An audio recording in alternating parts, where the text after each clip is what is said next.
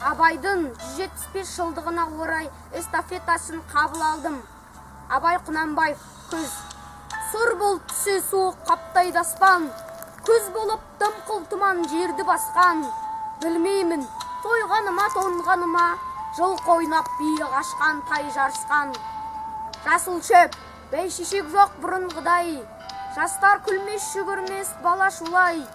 Қайыршы шал кемпірдей түсі кетіп, жапырағынан айырылған ағаш қурай.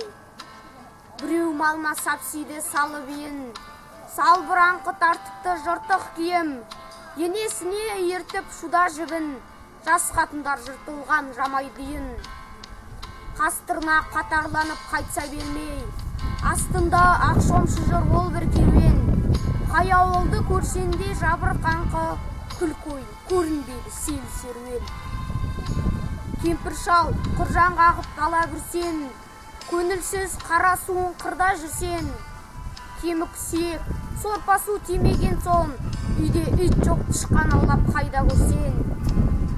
Күзеу тозған от жоқ елдің маны, тұман болар жел соқса шаң тозаны.